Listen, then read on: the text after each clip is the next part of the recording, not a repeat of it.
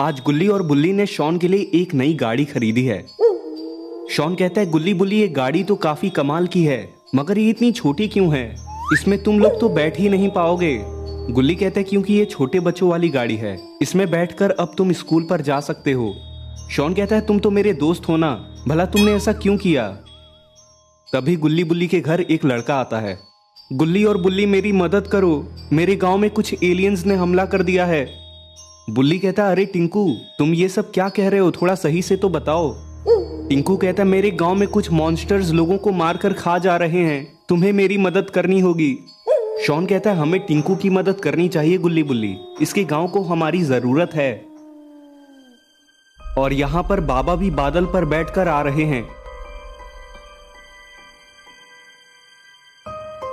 बाबा गुल्ली और बुल्ली के पास आते हैं। बाबा कहते हैं, पूरी गैंग यहां पर क्या कर रही है? क्या तुम लोग मेरे घर पर चलोगे पार्टी करने के लिए? तभी टिंकू बाबा को सारी बात बताता है। बाबा कहते हैं, ये काफी खतरनाक बात लगती है, हमें जल्दी से अपने गांव तक ले चलो टिंकू। और ये सभी लोग बादल पर बैठकर जाने लगे। और ये लोग थोड़ी ही देर में टिंकू के गांव तक पहुंच जाते हैं। और ये लोग देखते हैं कि वहां पर दो गांव वाले एक दीवार के पास छुपे होते हैं। तभी वहां पर दो मॉन्स्टर्स इनकी तरफ ही चलते हुए आ रहे होते हैं। और वो मॉन्स्टर्स उन दो लोगों को देख लेते हैं और उन लोगों को मारने के लिए आगे बढ़ने लगते हैं। तभी बाबा कहते हैं, रुक जाओ मॉन्स्टर्स। तभी वो दोनों गांव वाले उन मॉन्स्टर्स को देख लेते हैं और बाबा के पास भागकर आ जाते हैं। तुम्हारी इतनी हिम्मत कैसे हुई कि तुमने हमें रोका? अब तुम सबको मार डालेंगे हम।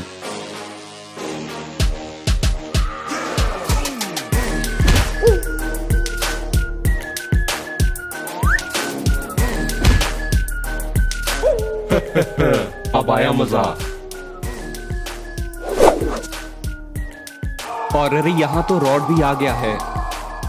रॉड उस मॉन्स्टर को फ्रीज कर देता है और बाइक से नीचे उतर आता है। रॉड कहता है, आप सभी लोग ठीक तो हो ना बाबा? शॉन कहता है, रॉड तुम बिल्कुल सही समय पर आए हो। और तभी गुल्ली रॉड को सारी बात समझाता है। रॉड उन दोनों गांव वालों से पूछता है कि ये मॉन्स्टर कौन थे और तुम्हारे गांव के लोगों को क्यों मार रहे थे।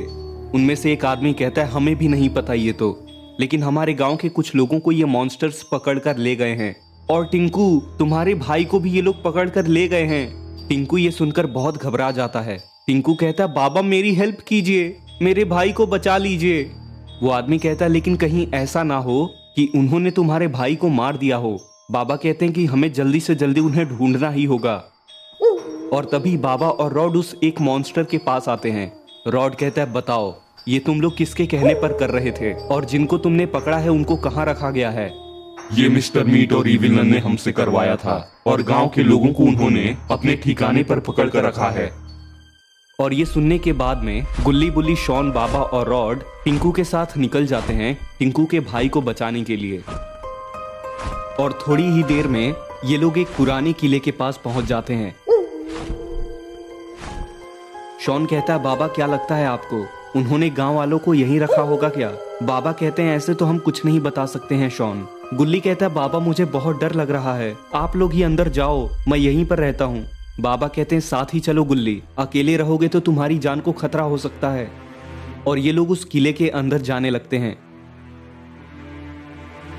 तभी वहां दो मॉन्स्टर्स आ जाते हैं। कौन हो तुम लोग और यहाँ आने की तुम्हारी हिम्मत कैसे हुई? शिकार खुद चलकर आया है अपने पास, अब ये भी मारे जाएंगे।